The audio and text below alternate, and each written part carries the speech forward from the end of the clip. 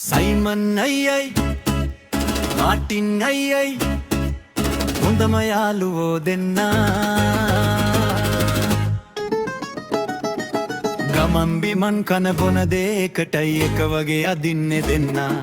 මේ දෙන්නව බැහැ තරහ කරන්නට කවුරුත් දැනගෙන උන්නා පිට පලාතකින් පවුලක් ඇවිදින් මේ ගමේ පදිංචි වෙන්නා සයිමන් අයියයි මාටින් අයියයි හොඳම යාළුවෝ දෙන්නා ගමන් බිමන් කන බොන දෙකටයි එක වගේ අදින්නේ දෙන්නා මේ දෙන්නව බැහැ තරහ කරන්නට කවුරුත් දැනගෙන උන්නා පිට පලාතකින් පවුලක් ඇවිදින් මේ ගමේ පදිංචි වෙන්නා හරි ලස්සන කෙලෙක් වුණා ඒ ගෙදර ලස්සන කෙලෙක් වුණා හරි ලස්සන කෙලෙක් වුණා ඒ ගෙදර ලස්සන කෙලෙක් වුණා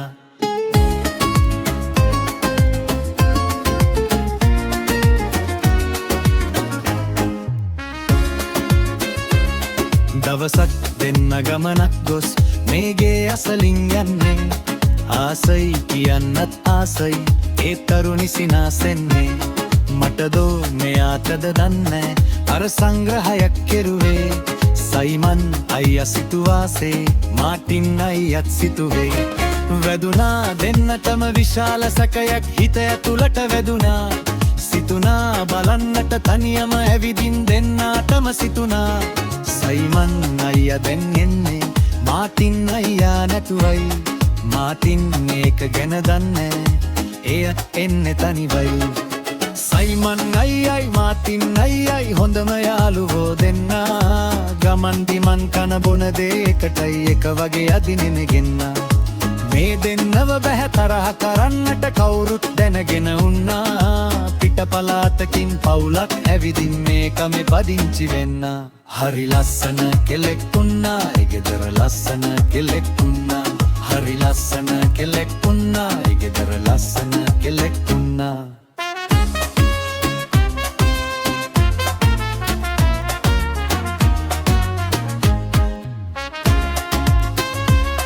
තරංග දෙන්නගේ අතරේ දවසින් දවසට මෝරයි ඇඳුමෙන් පැළඳුමෙන් වාගේ සැන් පවුඩර් සුවඳ හමයි